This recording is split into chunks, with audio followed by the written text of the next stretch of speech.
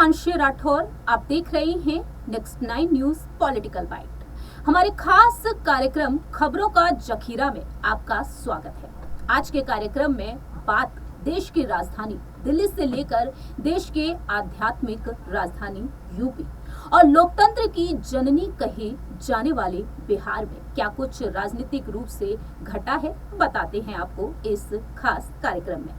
दर्शकों, दिल्ली का सियासी पारा हाई है। अरविंद केजरीवाल को लगातार ईडी की तरफ से समन दिए जा रहे हैं, लेकिन अरविंद केजरीवाल की लगातार अलग अलग कारणों से ईडी के सामने पेश नहीं हो रहे हैं।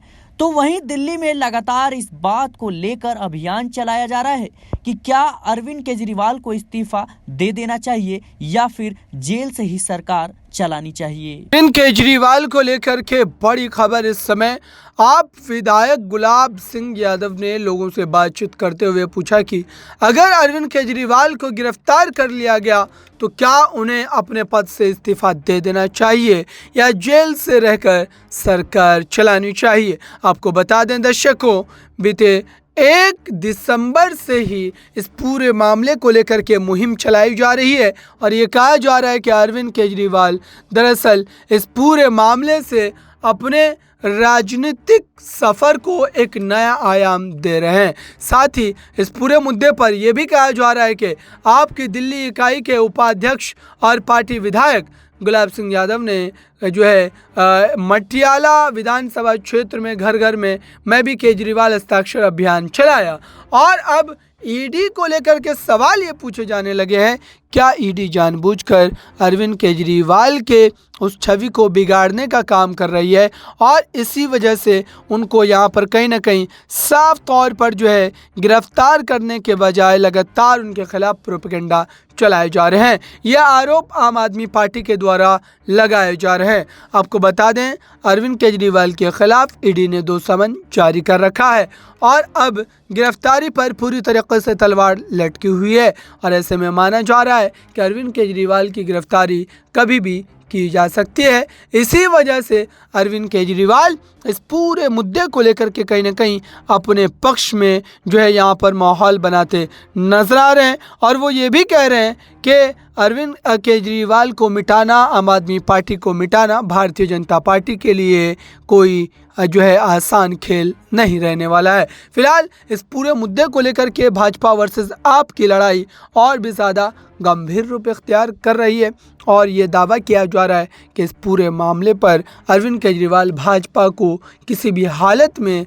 खुला मैदान नहीं देना चाहते हैं। जहां एक तरफ दिल्ली का सियासी पारा शराब घोटाले को लेकर हाई है, तो वहीं दूसरी तरफ दिल्ली से लगभग 1000 किलोमीटर दूर बिहार में भी राजनीतिक सरगर्मी बढ़ी हुई है। बिहार के पूर्व मुख्यमंत्री और दिवंगत कर्पूरी ठाकुर की आज 100वीं जयंती है। इस मौके पर केंद्र सरकार ने उन्हें मरणोपरांत भारत रत्न देने की घोषणा की है, जिसके बाद नीतीश और लालू की पिछड़े वर्गों को साधने की कवायद को तगड़ा झटका लगा है। बिहार के मुख्यमंत्री नीतीश कुमार को लेकर एक बार फिर से अटकलें तेज हैं कि वह पाला बदलते हुए नजर आ सकते हैं। लोकसभा चुनाव में चंद महीने बाकी रह गए हैं और इन चुनाव से पहले वह बड़ा खेला कर सकते हैं। वह एक बार फिर से बीजेपी की तरफ रुख कर सकते हैं, जहां एक तरफ गृह मंत्री अमित शाह ने बयान दिया कि अगर प्रस्ताव आता है तो सोच विचार करेंगे और दूसरी ही तरफ 23 जनवरी के दिन नीतीश कुमार राजभवन पहुंचे राज्यपाल से मुलाकात करने के लिए। इस मुलाकात के बाद सियासी मायने निकालना शुरू हो गया। हालांकि इस मुलाकात में कुछ अहम मुद्दों पर चर्चा हुई थी। वहीं इसी बीच देखा जाए, नीतीश कुमार ने देश के प्रधानमंत्री नरेंद्र मोदी के लिए एक पोस्ट साझा किया है। सोशल मीडिया के जरिए नरेंद्र मोदी का आभार जताया है। दरअसल आपको बता दें कि सीएम नीतीश कुमार ने अपने एक्स अकाउंट पर जो पहला पोस्ट किया था उसमें पीएम मोदी का जिक्र नहीं किया था। उन्होंने अपना पोस्ट डिलीट किया और बाद में जो नया पोस्ट किया उसमें पीएम मोदी का जिक्र करते हुए उन्हें धन्यवाद देते हुए नजर आए हैं। दरअसल आपको बता दें कि बिहार के मुख्यमंत्री नीतीश कुमार ने पूर्व सीएम कर्पूरी ठाकुर को भारत रत्न दिए जाने के फैसले को स्वीकारा है कि केंद्र की मोदी सरकार ने जो फैसला लिया है वो काफी शानदार है और इस फैसले से वह भी काफी ज्यादा खुश हैं। नीतीश कुमार लिखते हैं, पूर्व मुख्यमंत्री महान समाजवादी नेता स्वर्गीय कर्पूरी ठाकुर जी को देश का सर्वोच्च सम्मान भारत रत्न दिया जाना हार्दिक प्रसन्नता का विषय है। केंद्र सरकार का ये अच्छा फैसला है। स्वर्गीय कर्पूरी ठाकुर जी को उनकी 100वीं जयंती पर दिए जाने वाला ये सर्वोच्च सम्मान दलितों, वंचितों और उपेक्षित तबकों के बीच सकारात्मक भाव पैदा करेगा। हम हमेशा से ही स्वर्गीय कर्पूरी ठाकुर जी को भारत रत्न देने की मांग करते रहे हैं। वर्षों की पुरानी मांग आज पूरी हुई है। इसके लिए माननीय प्रधानमंत्री श्री नरेंद्र मोदी जी को धन्यवाद। इस तरह से नीतीश कुमार ने उनका आभार व्यक्त किया है। फिलहाल देखा जाए तो पीएम मोदी भी स्वर्गीय कर्पूरी ठाकुर जी के परिवार के संपर्क में हैं और उन्हें बधाई देते हुए नजर आए हैं। जहां एक तरफ भाजपा वंचितों को अपने साथ जोड़ने में लगी है, तो वहीं अखिलेश यादव ने अपने चारों तरफ ऐसे लोगों की फौज खड़ी कर दी है जो सनातन का लगातार अपमान कर रहे हैं। अखिलेश यादव की पार्टी के महासचिव स्वामी प्रसाद मौर्य ने फिर से सनातन पर विवादित बयान देकर यूपी के राजनीतिक हलके को गरमा दिया है। स्वामी प्रसाद मौर्य ने कहा कि अगर प्राण प्रतिष्ठा करने से मूर्ति में जान आ जाती है तो फिर मुर्दे क्यों नहीं खड़े हो सकते। 2024 के लोकसभा चुनाव की तैयारियां शुरू हो चुकी है। इससे पहले आपको बता दें कि 22 जनवरी को अयोध्या में भगवान श्री राम के मंदिर की प्राण प्रतिष्ठा का कार्यक्रम आयोजित किया गया, लेकिन इस मौके पर स्वामी प्रसाद मौर्य जो कि समाजवादी पार्टी के नेता हैं, उनका एक बार फिर से जुबान फिसल गई है। जी हां, समाजवादी पार्टी के राष्ट्रीय महासचिव स्वामी प्रसाद मौर्य अपने विवादित बयानों को लेकर अक्सर सुर्खियों में रहते हैं। आज उन्होंने फिर एक बार अयोध्या में हुए भगवान श्री राम की प्राण प्रतिष्ठा को लेकर एक विवादित बयान दे दिया है। उन्होंने कहा है कि पत्थर में प्राण प्रतिष्ठा करने से वह सजीव हो सकता है तो फिर मुर्दे क्यों नहीं चल सकते। यह बयान उन्होंने मंच से बोलते हुए कर्पूरी ठाकुर के जन्म शताब्दी कार्यक्रम की पूर्व संध्या पर आयोजित एक कार्यक्रम में दिया, जिसके बाद राजनीति काफी गर्म हो गई है। सत्तारूढ़ भारतीय जनता पार्टी अब समाजवादी पार्टी को लेकर लगातार सवाल खड़े कर रही है और हिंदुओं के लिए उनकी आस्था को लेकर भी सवाल उठाए जा रहे हैं। कर्पूरी ठाकुर के इस पूरे प्रोग्राम के दौरान स्वामी प्रसाद के द्वारा दिया गया ये बयान काफ़ी वायरल हो रहा है। इसके बाद समाजवादी पार्टी की मुश्किलें बढ़ती नजर आ रही हैं। इसी के साथ खबरें ये भी आ रही हैं कि स्वामी प्रसाद मौर्य पर यहाँ FIR दर्ज हो सकती है और ऐसे में आने वाले वक्त में उनकी गिरफ्तारी भी इस मुद्दे को लेकर हो सकती है। ऐसे में समाजवादी पार्टी की मुश्किलें भी बढ़ती नजर आ रही हैं, क्योंकि चुनाव से पहले इस तरीके के बयान देना कहीं ना कहीं पार्टी को चुनावी नतीजों में नुकसान पहुंचा सकते हैं। संजय सिंह की मुश्किलें लगातार बढ़ती जा रही हैं। जहां एक तरफ ईडी अरविंद केजरीवाल पर लगातार नकेल कस रही है, तो वहीं संजय सिंह को भी कोर्ट से कोई राहत नहीं मिल रही है। संजय सिंह कह रहे हैं कि मैं पूरी तरह से ईमानदार हूं, लेकिन दर्शकों यह बात समझ से परे है कि अगर संजय सिंह पूरी तरह से ईमानदार हैं तो आखिर कोर्ट उन्हें क्यों नहीं राहत दे रही है। संजय सिंह को लेकर के बड़ी खबर आ रही है। दर्शकों, संजय सिंह वाले मामले में अब ये कहा जा रहा है कि उनकी रिहाई पर जल्द से जल्द फैसला लिया जा सकता है। दरअसल ईडी ने जब संजय सिंह को गिरफ्तार किया और उसके बाद लगातार सुनवाई चलती रही, ऐसे में कई बड़े सवाल उठने जाहिर थे। कथित दिल्ली शराब घोटाला मामले में आम आदमी पार्टी के वरिष्ठ नेता और राज्यसभा सांसद संजय सिंह की मुश्किलें लगातार बढ़ती जा रही है। प्रवर्तन निदेशालय ने संजय सिंह के खिलाफ आरोप पत्र दाखिल करने के बाद से ही लगातार ये दावे करने शुरू कर दिए थे कि संजय सिंह के खिलाफ उनके पास कई बड़े सबूत मौजूद हैं और ऐसे में उन सबूतों के आधार पर ये फैसला लिया जा सकता है कि आने वाले दिनों में संजय सिंह को जेल में रहना पड़ेगा या फिर जेल से रिहाई मिलती हुई नज़र आ सकती है। फिलहाल आपको इस बारे में एक बड़ी जानकारी दे दें। आम आदमी पार्टी के खिलाफ लगातार कई तरीके से ईडी दबाव बनाने का प्रयास कर रही है और आम आदमी पार्टी के तमाम बड़े नेता इस बात को कह रहे हैं कि ईडी दरअसल इस मामले में पार्टी को दबाना चाहती है, पार्टी के वजूद को ख़त्म करना चाहती है। फिलहाल इस पूरे मुद्दे को लेकर के काफ़ी ज़्यादा गहमा गहमी का खेल चलता हुआ नजर आ रहा है और साथ ही ये सवाल भी उठाए जा रहे हैं कि अब आने वाले दिनों में इस पूरे मामले को लेकर के क्या स्थिति बनती हुई नजर आएगी और क्या ईडी संजय सिंह के खिलाफ पूरी तरीके से सबूत पेश कर पाएगी या फिर संजय सिंह को बड़ी राहत मिलती दिखाई देगी। इस पूरे मामले को लेकर के लगातार हम अपडेट आप तक पहुंचा रहे हैं दर्शकों।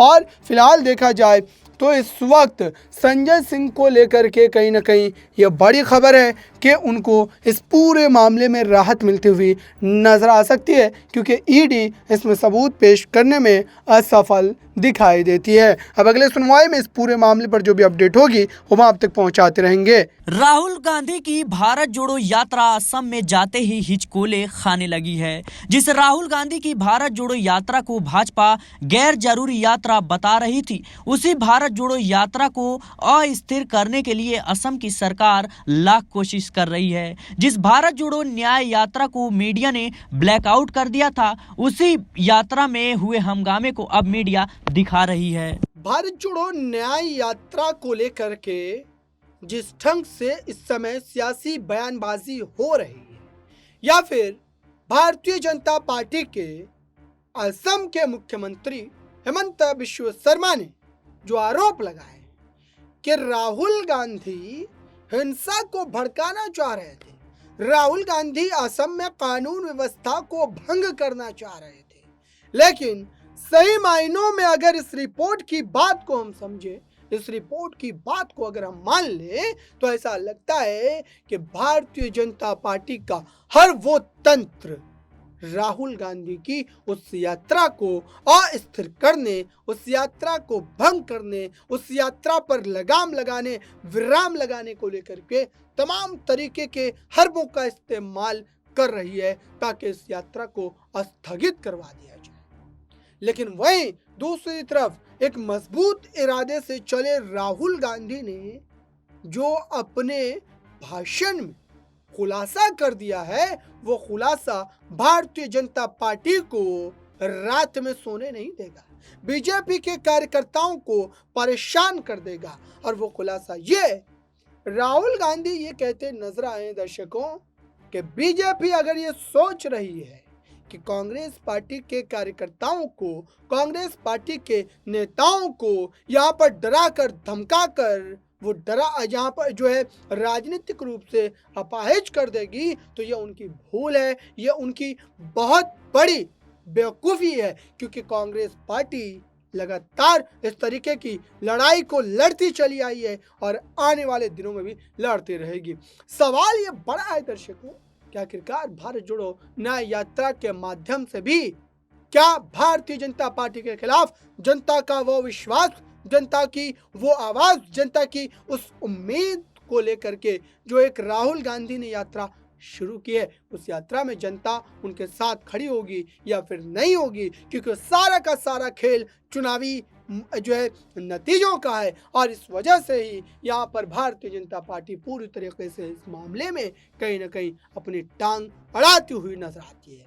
इस पूरे मुद्दे पर राहुल गांधी के इस बयान के बाद वाकई बवाल मचता हुआ नजर आ रहे दर्शकों। बात करते हैं देश के सबसे बड़े राजनीतिक सूबे यूपी की, जहां से लोकसभा की 80 सीटें आती हैं। वहां के राजनीतिक हलके में आजाद समाज पार्टी के मुखिया अलग तरह ही खिचड़ी पका रहे हैं। चंद्रशेखर आजाद लगातार मायावती से पींगे बढ़ाने की कोशिश में लगे हैं, जिससे यूपी की राजनीति में उनका व्यापक विस्तार हो सके, लेकिन मायावती ने अभी कुछ भी ऐसा नहीं किया है जिससे कि चंद्रशेखर की सांस में सांस आए। वह अभी भी मायावती के माया का इंतजार कर रहे हैं। 2024 लोकसभा चुनाव को लेकर के इस वक्त गठबंधन का सिलसिला लगातार देखने को मिल रहा है। माना जा रहा है कि मायावती भी इस पूरे मामले पर अपना फैसला जल्द से जल्द सुना सकती हैं। माना जा रहा है ये कि मायावती के निर्णय से विपक्षी गठबंधन का खेल बदल सकता है। दरअसल चंद्रशेखर आज़ाद को लेकर के भी इस तरीके के दावे किए जा रहे हैं कि पश्चिमी उत्तर प्रदेश में अपने राजनीतिक दबदबे की वजह से मायावती की नज़रों में वो पहले से बने हुए हैं। लेकिन देखने वाली ये बात होगी, क्या वाकई मायावती इस तरीके का राजनीतिक फैसला लेती नजर आएगी। बहुजन समाज पार्टी की प्रमुख मायावती ने जो है अपने एक तरीके से बयान में भी इस तमाम बातों का जिक्र किया था, ताकि आने वाले दिनों में जो इस बात को लेकर के काफ़ी ज़्यादा स्थितियां बदल रही है उस पर विराम लगाया जा सके। पश्चिमी उत्तर प्रदेश में चंद्रशेखर आज़ाद का काफ़ी ज़्यादा राजनीतिक दबदबा देखने को मिलता है और अब ऐसे में क्या वाकई मायावती की पार्टी में एएसपी आज़ाद समाज पार्टी का विलय भी देखने को मिल सकता है, क्योंकि इसको लेकर के कई बड़े दावे किए जा रहे हैं। आपको ये भी बता दें दर्शकों, अभी हाल ही में कांग्रेस नेता राहुल गांधी ने एक जनसभा के दौरान कहा कि आप ये मत सोचिए कि कांग्रेस पार्टी बीजेपी से टक्कर नहीं ले सकती है। मैं आपको गारंटी देकर कह रहा हूँ कि 2024 में हम बीजेपी को हरा देंगे। अब इस तरीके की बातों के बीच मायावती और चंद्रशेखर आज़ाद के गठबंधन पर सभी की नज़रें टिकी हुई है, क्योंकि इस पूरे मामले को लेकर के काफ़ी ज़्यादा स्थितियां बदलती हुई नजर आ रही है। फिलहाल ये भी कहा जा रहा है दर्शकों कि बीएसपी का अध्यक्ष अपने भतीजे को बनाने के बाद पार्टी में कई तरीके की नाराज़गी है और इस पूरे मामले को लेकर के क्या वाकई कयास के आधार पर अगर बात करें तो क्या चंद्रशेखर रावण को इस बड़े पद की जिम्मेदारी दी जा सकती है, इस पर सभी नजरें टिकी हुई है। दर्शकों, लोकसभा चुनाव से पहले कांग्रेस की अंदरूनी कलह कांग्रेस के लिए सरदर्द बनता जा रहा है।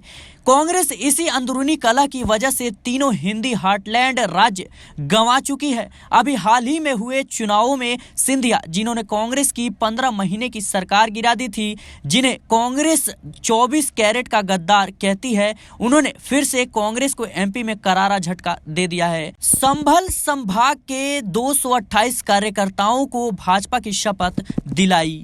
मध्य प्रदेश की सियासत लगातार चर्चाओं में बनी हुई है। मध्य प्रदेश में हमने देखा कि पूर्व मुख्यमंत्री शिवराज सिंह चौहान किस तरह से ऐसे बयान दे रहे हैं जिससे संकेत बार बार यही मिल रहे हैं कि कहीं ना कहीं शिवराज सिंह चौहान बीजेपी आलाकमान के फैसले से नाराज हैं। और ऐसे में देखा जाए तो कांग्रेस भी यहां पर लगातार बीजेपी आलाकमान पर तंज कस रही है। लेकिन इसी बीच देखा गया है कि केंद्रीय मंत्री ज्योतिरादित्य सिंधिया ने रातों रात एक बड़ा खेला कर दिया। कांग्रेस को उन्होंने बेहद बड़ा झटका दे दिया है। ये बात आप बखूबी जानते ही हैं कि कांग्रेस के साथ 36 का आंकड़ा देखने को मिलता है सिंधिया का, और सिंधिया को 24 कैरेट का गद्दार कहती है कांग्रेस। ऐसे में देखा गया है कि सिंधिया ने एक बेहद बड़ा झटका दे दिया है चंबल संभाग से कांग्रेस खेमे को, क्योंकि देखा गया है कि इस बार सिंधिया ने मुरैना जिले के तमाम पदाधिकारियों के साथ 228 कांग्रेसियों को बीजेपी में शामिल करके कांग्रेस की हालत अब खराब कर दी है। बीते पिछले दिनों सिंधिया ने मुरैना से कांग्रेस के पूर्व विधायक राकेश मावई को बीजेपी में शामिल करके कांग्रेस को करारा झटका दिया, लेकिन राकेश मावई की अगुवाई में 228 कांग्रेसियों ने बीजेपी ज्वाइन करके कांग्रेस को अलविदा कह दिया है।